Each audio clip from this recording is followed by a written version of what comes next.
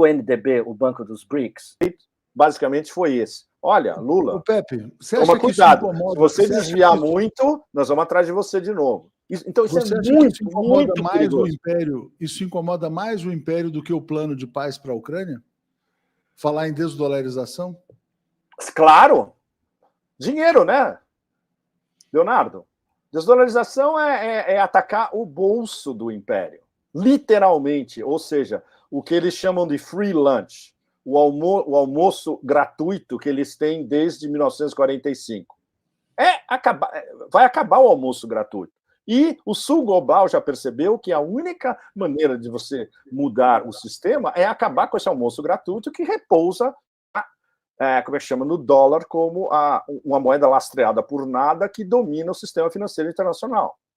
E isso vai acontecer, algo que a gente não poderia, mas nem imaginar até algumas semanas atrás, o dia X dessa história. Já houve um primeiro dia. Eu queria falar de 2 dias X. O dia X que já aconteceu foi em fevereiro do ano passado. Foi o dia quando os Estados Unidos e aí os vassalos da União Europeia acoplados congelaram mais de 300 bilhões de dólares de reservas russas em bancos ocidentais. O que isso passou como mensagem? Se a gente pode fazer isso com uma superpotência nuclear, nós podemos fazer isso com qualquer um de vocês. E não vai mudar nada. Ou seja, o Sul Global inteiro percebeu isso. O Brasil certamente percebeu isso.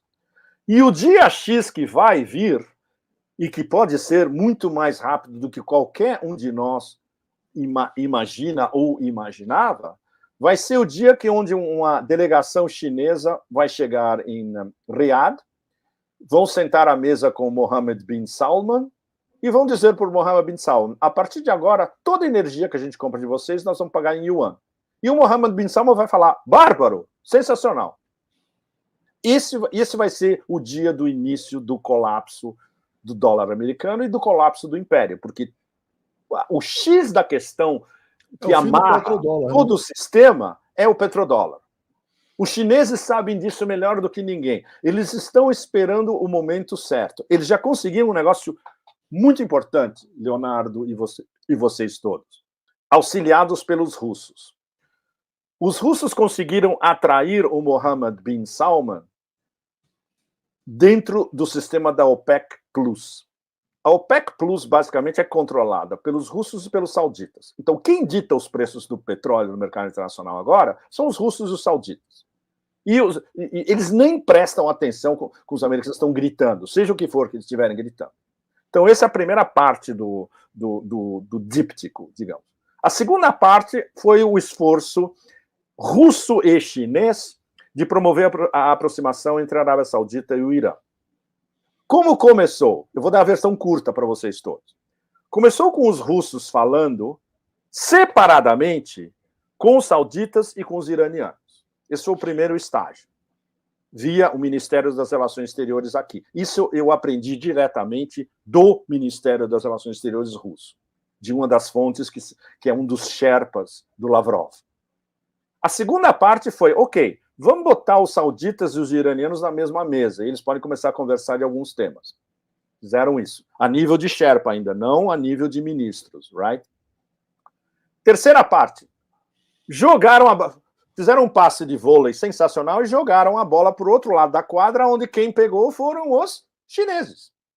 Então, os russos começaram conversando em Bagdad, depois passou para Oman, teve algumas reuniões secretas, entre aspas, aqui, passaram a bola para os chineses, e os chineses pegaram a bola onde já estavam conversando os sauditas e os iranianos, aprofundaram e chegaram ao ponto de convidar os dois ministros das Relações Exteriores em Pequim e o famoso aperto de mão coordenado pelos chineses em Pequim e o crédito todo. Os russos não têm nenhum problema com isso. Os russos estão empenhados em resolver a Síria também com a Turquia e o Irã. Eles não têm problema O crédito todo foi para os chineses. E o mundo inteiro, especialmente o Sul Global, percebeu que agora quem é a potência capaz de, com um aperto de mão, resolveram um problema absolutamente intratável no oeste da Ásia, que era a pedra filosofal da guerra americana no oeste da Ásia, ex-Oriente Médio, que era antagonizar o xiismo iraniano com o wahhabismo saudita. E, no meio, usando os salaf jihadis para promover a guerra do terror, não a guerra contra o terror. Guerra do terror porque, Al-Qaeda em Iraque é uma invenção americana. E o ISIS, Daesh, é uma outra invenção americana também. Surgiram aonde? Em campos de retenção ou prisões americanas no Iraque, perto da fronteira com o Kuwait. Isso está fartamente documentado, todos nós já escrevemos sobre isso há anos, todo mundo sabe disso. Obviamente, isso é completamente fora do esquadro da mídia hegemônica americana. Então, a China agora tem o status global de uma potência que, em termos de promover encontros de paz ao altíssimo nível, já provou que pode fazer sem o menor problema. E muito pelo contrário, elogiado por todo mundo. Os Emirados Árabes entraram na história, os Emirados Árabes vão investir no Irã, vai ter visitas de altíssimo nível. O presidente do Irã foi convidado pelo rei Salman para visitar a Arábia Saudita. Quem podia imaginar um negócio desse há alguns meses, 2 meses atrás, por exemplo? Pepe, você assistiu a entrevista do Donald Trump ao Tucker Carlson, em que ele fala que perder o dólar é como perder uma guerra mundial, e ele também fala que os Estados Unidos estão perdendo o Oriente Médio? Ele cita, inclusive, esse encontro, né? Mas sem dúvida. Saudita. Seja o que você fale do Trump, instintivamente ele percebe. Claro, ele não é... O Trump não conhece geopolítica, o Trump não é um analista estratégico, mas instintivamente ele consegue resumir, por exemplo, para um motorista de caminhão no meio do Alabama, ele vai entender perfeitamente o que ele está dizendo. Nós estamos perdendo nosso status como superpotência e já perdemos o Oriente Médio. Absolutamente correto, sem dúvida. Porque o X da questão era o que se passa na cabeça do Mohammed bin Salman, que é um personagem, cá entre nós, é um equivalente dos Sopranos em Riad. É complicado. Mas não é um idiota, não é um tonto, e tem uma cabeça aberta, e é relativamente jovem. E isso nós ouvimos de uma fonte excelente, com acesso direto à Casa Real, uma fonte do Golfo Pérsico, que confirmou o que estava mais ou menos no ar. Essa fonte confirmou, basicamente, dizendo, olha, o Mohammed bin Salman quer transformar, na verdade, a Arábia Saudita numa... Palavras dele, que eu achei bárbaro, numa disco. Ele quer que as garotas botem maquiagem, tirem o véu, vão para a disco, vão dançar, fica no TikTok, dirige seus SUVs, vai no mall, compra Dolce & Gabbana, tudo. Não tem nada a ver com a Arábia Saudita tradicional dos clérigos wahhabitas e dos salaf jihadis que foram dar em Al-Qaeda e ISIS. Claro, ele vai ter restrições internas enormes vindas dessa velha guarda. Mas como ele é relativamente jovem e ele é um superstar para a garotada da Arábia Saudita, o Mohammed bin Salman na Arábia Saudita, ele é um Mick Jagger. Totalmente. Ele é um modelo. Então, o público dele é jovem. E ele falou, olha, eu vou transformar isso aqui num país moderno. E vocês estão todos no mesmo barco comigo.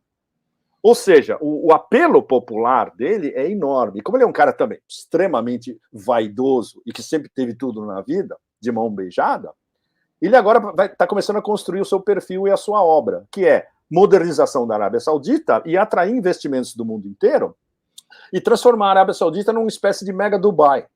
Meca de turismo, grandes hotéis, grandes restaurantes, férias, sol, praia, tudo. Então, é muito inteligente. Agora, por como isso se operou na cabeça dele, tem um elemento muito importante que foi o que ele vem conversando já há bastante tempo com o Putin. Eles se entendem muito bem.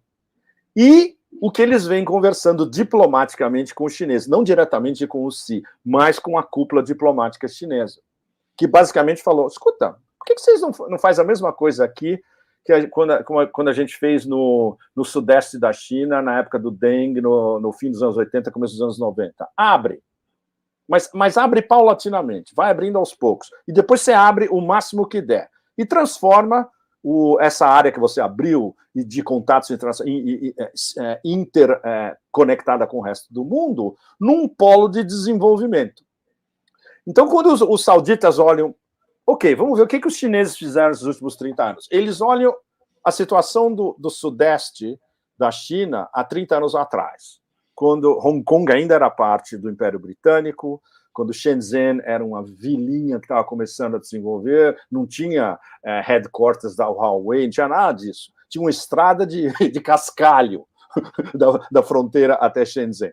E aí você olha o que aconteceu hoje, e você olha o projeto chinês da Grande Bahia, que une 10 cidades ali do delta do Rio da Pérola, Guangzhou, Dongguan, Zhuhai, Macau, Shenzhen, etc.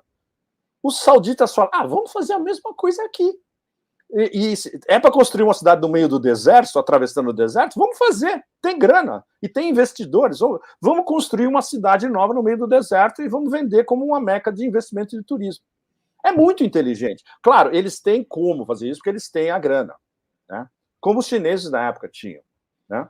Então, o fato de que isso agora está se condensando e se organizando é muito mérito do MBS escutar o exemplo russo e o exemplo chinês. E, no meio dessa história, os dois estavam dizendo, escuta, você precisa de estabilidade política.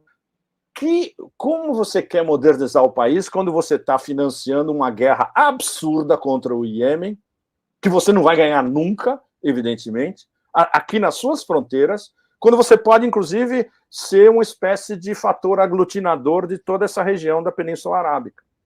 Ou seja, o que está acontecendo hoje prova que ele escutou tudo isso e está colocando em ação. É uma transformação cataclísmica. E a aproximação com o Irã, né, Leonardo? Que é um negócio que ninguém poderia imaginar que poderia acontecer. Ninguém. Tudo, Pepe, está acontecendo muito rapidamente, né? E logo depois da viagem, Sim. o Lula chegou da China e recebeu o Lavrov em Brasília. O Lavrov veio e teve uma reunião com o chanceler, e a declaração do Lavrov depois foi a seguinte, de que não, Brasil e Rússia estão juntos na construção de um mundo multipolar. Então você imagina a reação do Império, né? Sem dúvida. Muito dessa visita do Lavrov à América Latina. Hoje ele está em Cuba, né? Tem até uma matéria aqui. Passou pela Nicarágua e está em Cuba hoje. Passou exatamente. Pela Nicarágua. Então, assim, já tem gente dizendo que o Brasil entrou no eixo do mal, né? Mas aqui, ó.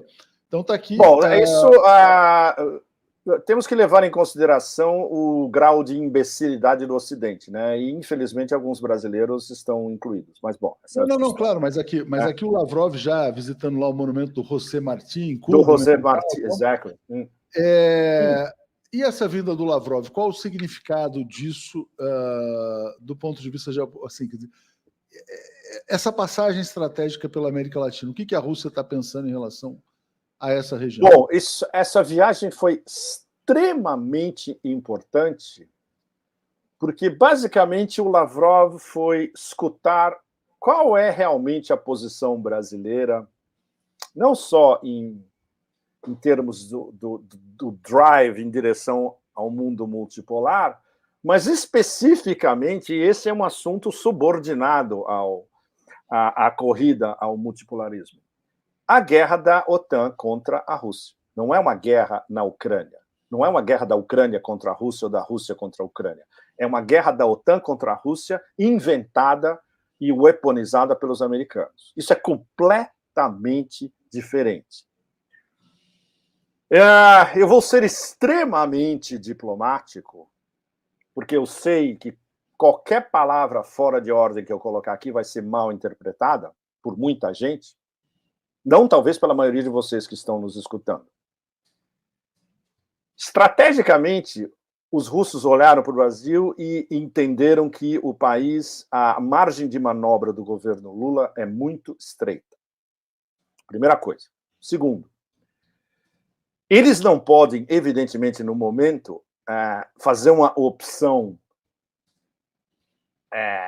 tácita, seja pelo campo otanistão, seja pelo campo Eurásia, liderado por Rússia e China. Uma coisa são acordos comerciais com a China, que foi um sucesso do ponto de vista da viagem do presidente Lula à China, sem dúvida. Outra coisa é a ideologia por trás e a guerra civilizacional que agora está desabrochando em todas as vertentes, né?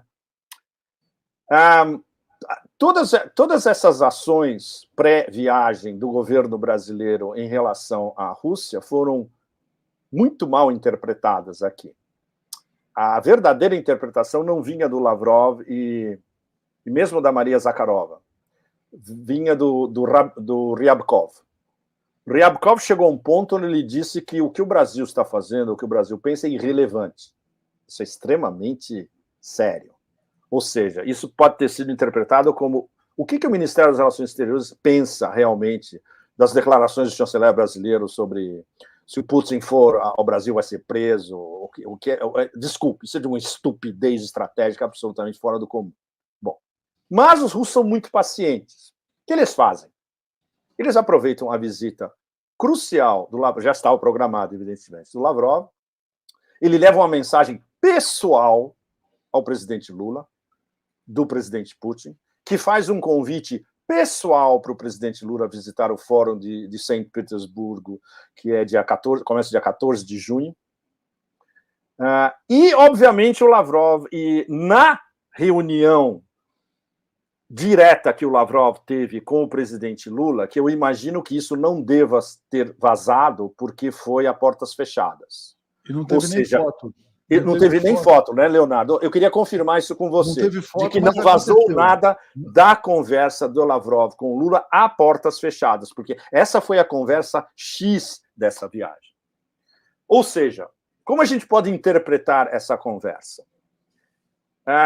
Não só eu, vários de nós aqui conversando sobre isso justamente, nós interpretamos do ponto de vista que Lavrov, se dão 15 minutos ao Lavrov, e o Lula é um excelente ouvinte, como a gente sabe, ele explicou o que ninguém no Brasil é capaz de explicar ao presidente Lula. O que está por trás da operação militar especial da Rússia na Ucrânia? E por que a Rússia teve que desfechar essa operação militar especial? Ou seja, todas as razões que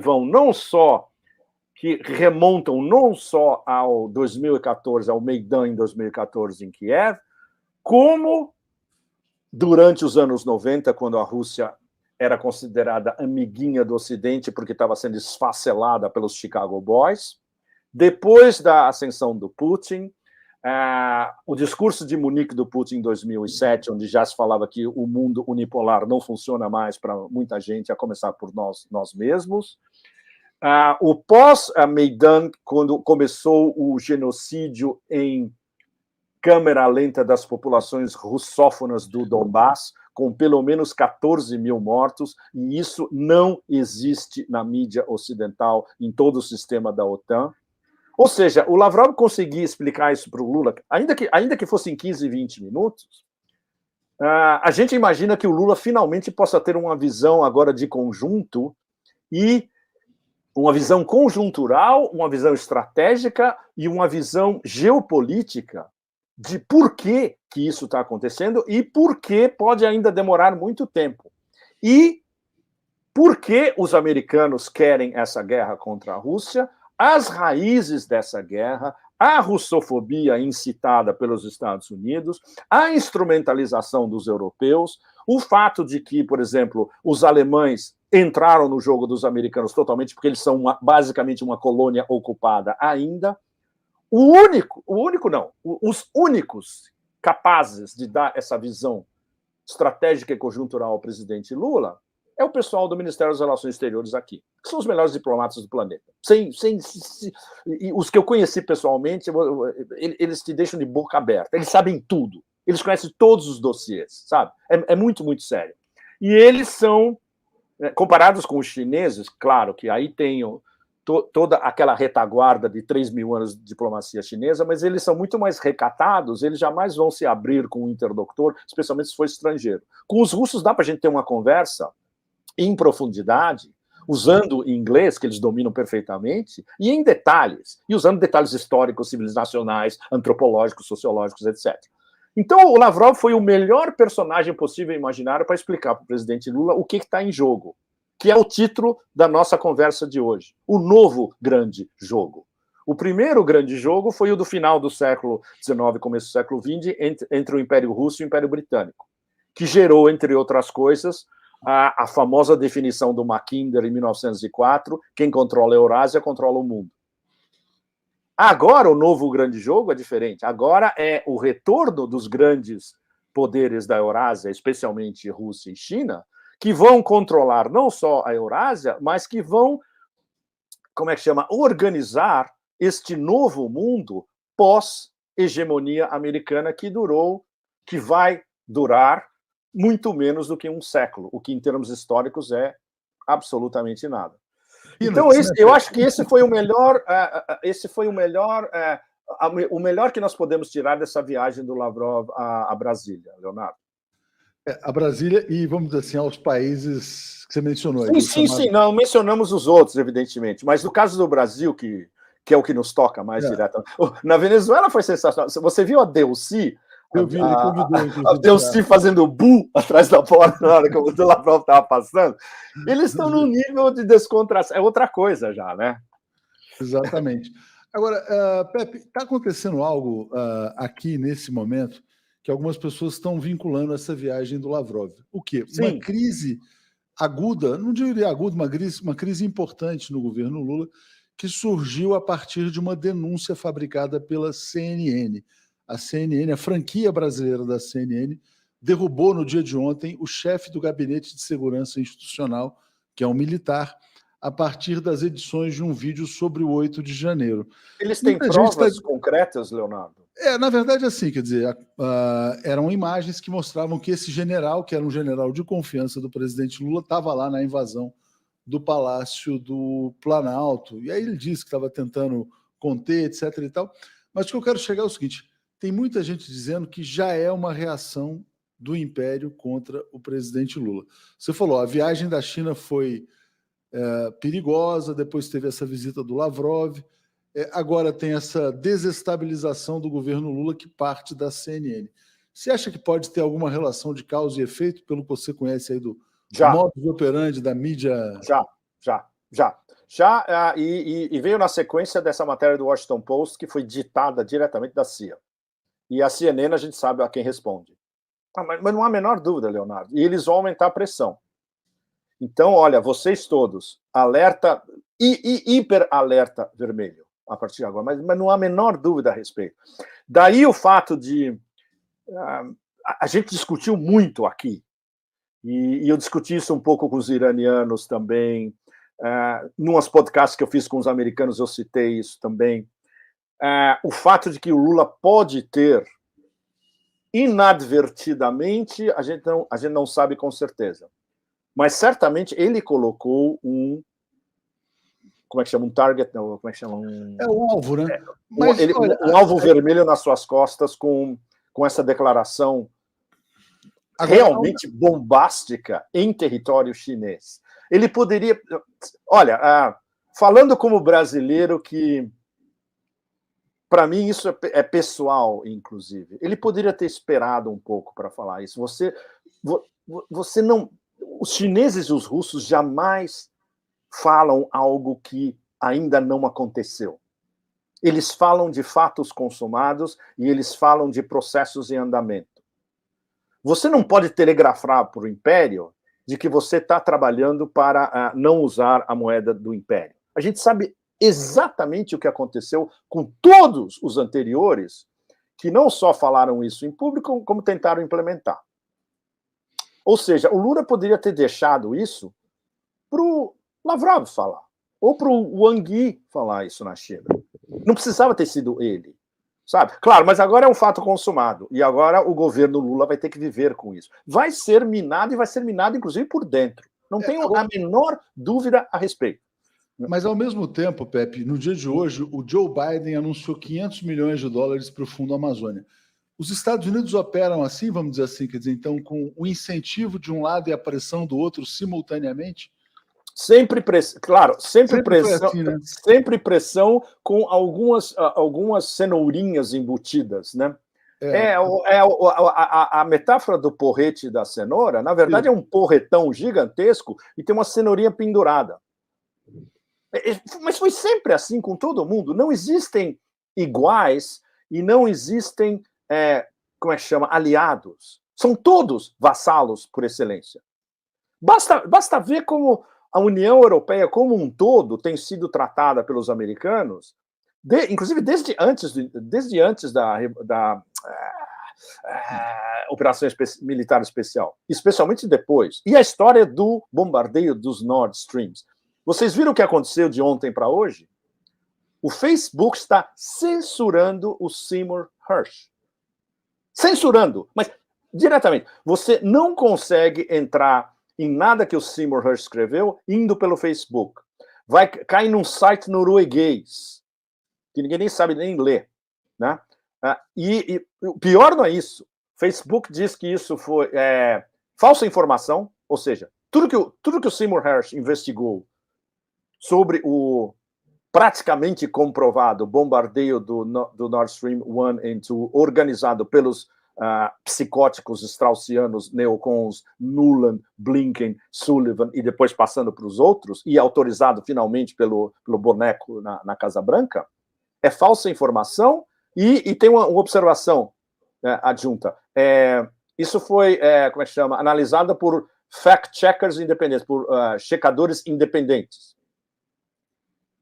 É tudo que a gente precisa saber.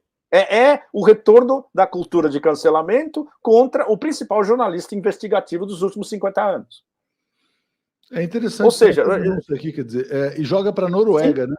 Você vai joga para a Noruega, exatamente, no site da Noruega, exatamente. A gente não sabe por que é um site da Noruega. Ou seja, será que a inteligência norueguesa está no meio dessa história também? Porque eles foram acusados diretamente, no primeiro grande texto do Sy Hersh, o envolvimento principal, segundo a primeira análise dele, não foi dos suecos e dos dinamarqueses, ou nem do MI6, ele nem cita o MI6 no primeiro, foram os noruegueses, que facilitaram a história da boia, tudo. Né?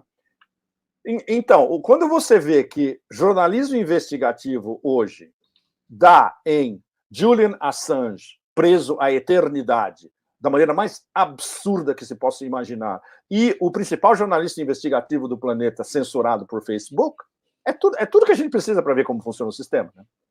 Ou seja, como eles vão lidar com o governo Lula é aterrorizador, tendo em vista os precedentes. Da Cristiana Dantas, tem chance de China e Rússia ajudarem Lula?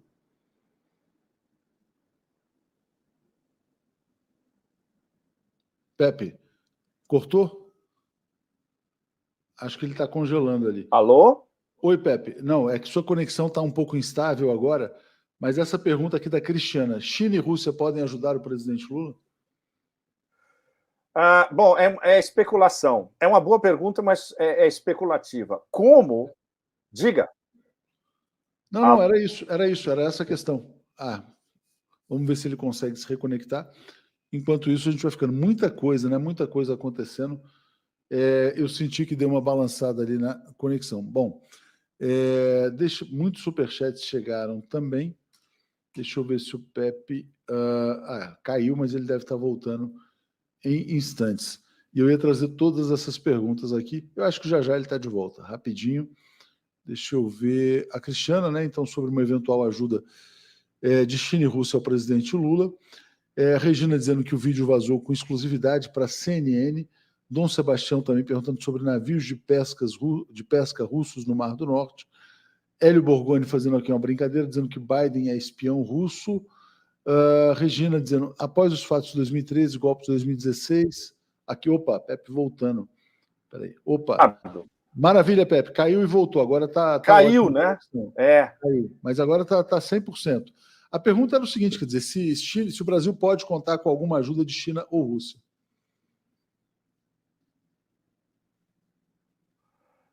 Diplomaticamente, não há a menor dúvida.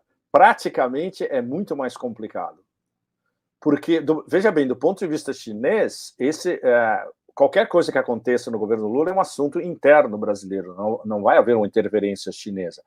Eles podem diplomaticamente apoiar o Brasil no Conselho de Segurança, em outras instituições multilaterais, evidentemente, mas, por exemplo, se houvesse, claro, a gente tem que pensar, né? Uma tentativa de regime change de novo, de um golpe branco, preto, amarelo, azul, cinza, etc., interno e coordenado pelos americanos, não há muita coisa que os russos e os chineses possam fazer. Exatamente, quer dizer, diplomaticamente sim, na prática não, né? Não vai ter nenhuma ação aqui, quer dizer, contra eventuais movimentos de desestabilização. Pepe, tinha chegado uma pergunta aqui interessante, você já tinha falado sobre o Kennedy também. Aqui, ó, a pergunta é do Valentim. Se você acha que essa candidatura do Kennedy tem alguma possibilidade real nos Estados Unidos, que ele se coloca totalmente em oposição ao militarismo, né? É viável imaginar um Kennedy novamente na presidência nos Estados Unidos ou não?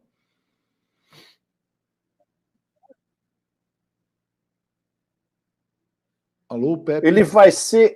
Ele já está sendo destruído completamente pela máquina do partido. Alô? Pode falar, pode falar. Está me ouvindo? Sim. Alô? Pode falar, Pepe. Alô? Oi, Pepe. Pode falar, estamos aqui. Sim, eu estou te ouvindo. Isso, pode continuar o que você dizia. Ok. Do Partido Democrata, ou seja, é um erro estratégico da parte do Robert Kennedy Jr. de se candidatar dentro de um partido extremamente corrupto como o Partido Democrático. Ele deveria ser um candidato independente. Você sabe o que já está circulando nas redes sociais americanas e dentro de Washington também, com insistência? Imagina só, um ticket Trump-Robert Kennedy Jr., que, a princípio, é algo absolutamente inviável, mas, dependendo de como a situação evolui nos próximos meses e dependendo do desastre da OTAN na Ucrânia, começa a fazer sentido. Veja bem, no discurso dele de sou candidato, o RFK falou diretamente que ele é contra a guerra na Ucrânia. Ele é anti-guerra, por definição. Ou seja, ele é anti todo o sistema, o combo Biden, que inventou, lançou e está propagando essa guerra. É a mesma posição, fundamentalmente, do Trump. O Trump fala, olha, com um telefonema eu boto os dois na mesa e acabo a guerra. Não é bem assim, mas, a lá Trump, ele seria capaz. Ele pega um avião, vai conversar com os dois e arruma uma tríade. Ou seja, isso pode pegar... A América Profunda pode ficar extremamente influenciada por essa possibilidade de você ter os dois no mesmo ticket, basicamente um ticket pró-classe trabalhadora americana, fim do monopólio do complexo industrial militar, especialmente da CIA, e anti-guerra. Ou seja, você imagina que ele vai ter todo o sistema, como o sistema foi em cima do Trump, mas no caso do RFK, muito pior ainda, e ainda por cima ele é considerado anti-vacina, não é isso. Ele é anti-vacinas não testadas. É completamente diferente a história. Então, isso, a campanha de denigração dele já começou. Ele tem uma enorme chance pelo peso, evidentemente, do nome, que nos Estados Unidos é um negócio gigantesco, e ele tem uma enorme possibilidade porque ele é íntegro, essencialmente. O que toda essa máquina do Partido Democrata, Pelosi, Chuck Schumer, esses caras todos, são basicamente um bando de gerontocratas corruptos. Mas isso abre um novo front muito interessante. E, obviamente, dentro do Partido Democrata, eles já estão aterrorizados. Né? O Pepe, a conexão está instável. Você está me ouvindo bem agora? Não, porque assim atrasou um pouco, depois voltou. Agora eu estou te ouvindo. Então estabilizou aqui. Posso trazer alguns comentários aqui do pessoal? Espero não? que sim. Por favor. Sim, pode, claro. Então vamos lá. Bom, já tinha essa opinião sobre o Kennedy, né? E um ponto muito importante aqui que a Marrege tinha trazido, qual a sua interpretação sobre os vazamentos do Pentágono, né? Quem vazou? O Pentágono, a CIA, a história do tal Jack Teixeira, né? O Jack Teixeira que teria vazado documentos sobre a guerra na Ucrânia.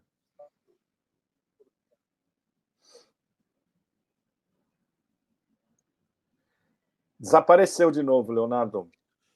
Não, então, eu trazia a pergunta sobre os vazamentos, Pepe, da guerra na Ucrânia, os vazamentos do Pentágono, que foi uma história da semana passada também. Não sei se você nos ouviu. Alô, Pepe? Bom, eu escrevi, eu fiz uma coluna detalhada sobre isso no dia. Não sei se, eu não sei se vocês traduziram. Alô, você está me ouvindo? Estou te ouvindo, estou te ouvindo. Está complicado, está muito cortado, né? Estou ouvindo. Não, pode falar, pode falar. Pode falar sobre os vazamentos. Alô? Sobre os vazamentos. Está me ouvindo? Bom, isso eu conversei com o Ray McGovern, que é justamente quem cunhou. Sim, eu conversei com o Ray McGovern, que cunhou a expressão complexo industrial militar, academia, think tanks. Veio basicamente de alguém muito bem posicionado no.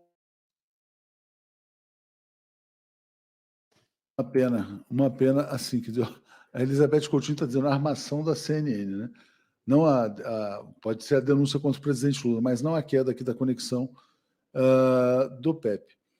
O Daniel dizendo, que contradição, né? Percebam, Lula teria cometido um erro estratégico, mas Dilma deveria acelerar a desdolarização no Banco dos BRICS. Vejam bem isso, né? Agora caiu, agora vamos ver se ele está voltando aqui. Vai voltar. Pepe, a conexão começou a ficar instável, mas você falava sobre a questão dos vazamentos. Se quiser, a gente já vai partindo para o encerramento, mas só eu acho que é melhor a gente... Vamos, porque acho que está muito ruim. E aqui são 8 da noite e está overloaded, eu acho. Eu acho que é a única explicação. Acho que deve ser isso. Mas fala sobre o que você colocou na coluna a respeito dos vazamentos.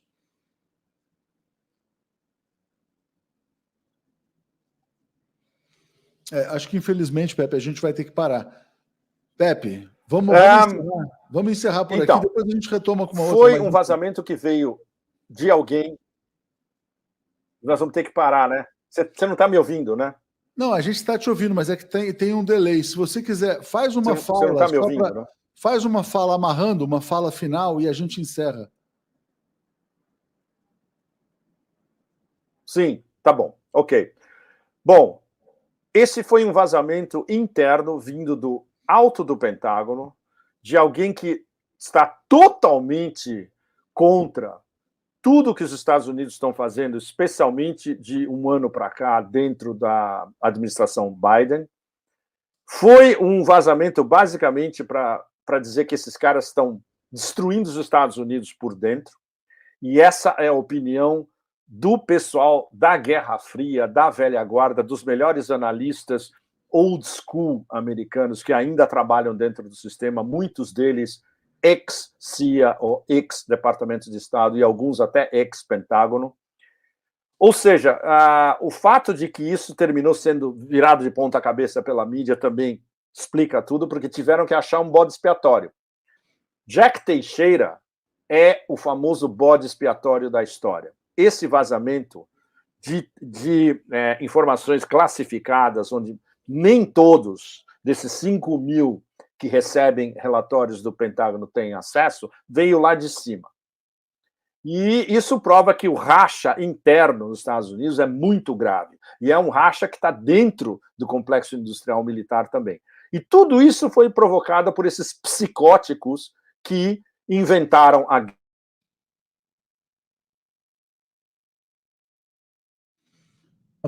Uma pena. Realmente, essa live dessa semana é muito importante. O Pepe trouxe informações aqui fundamentais, né, sobre a viagem do presidente Lula à China, sobre a visita do chanceler Sergei Lavrov, mas a conexão não está ajudando. Pepe, vamos encerrar, porque realmente a conexão não está dando. Eu estava encerrando. Então, tudo isso que aconteceu, inclusive os vazamentos do Pentágono, os novos papéis do Pentágono, é mais uma demonstração gráfica de que os Estados Unidos estão sendo corroídos por dentro, no alto, por esses straussianos neocons psicóticos que estão sendo combatidos agora por gente do próprio complexo industrial militar, porque eles estão começando a perceber que eles estão afundando os Estados Unidos em todos os setores possíveis e imaginários. Ou seja, a queda do império não está vindo de fatores externos, fundamentalmente. Está vindo de dentro do império, do coração do império, e a corrosão é do sistema imperial como um todo. E tá começando pela cabeça e passando para o resto do corpo. É um câncer. E é um câncer que está se espalhando por esses agentes, os mais tóxicos possíveis, que são os herdeiros dos neocons. E voilà. E esse é onde a gente está agora. E os chineses e os russos olhando de fora falam, ok, tudo bem, continua colapsando. Nós ficamos aqui na plateia, aplaudimos e vamos passar para o próximo filme. Ô, Pepe, eu tenho duas mensagens contraditórias aqui. A Tatiana está dizendo, parece que a internet do Pepe está melhor. Acho que acabou, né, Leonardo? Não. Aqui, ó, a Tatiana dizendo, parece que a internet melhorou, não encerra. E a Mahesh fala, faça uma live na semana que vem para completar. Gente, mas não está boa, o Pepe não está recebendo bem lá as informações, mas foi ótimo, a gente teve muita coisa importante aqui. Vou agradecer ao Pepe, agradecer a todo mundo que nos ouviu, e acho que é mais fácil a gente tentar retomar numa próxima. Obrigado, Pepe. Obrigado a vocês. Obrigado.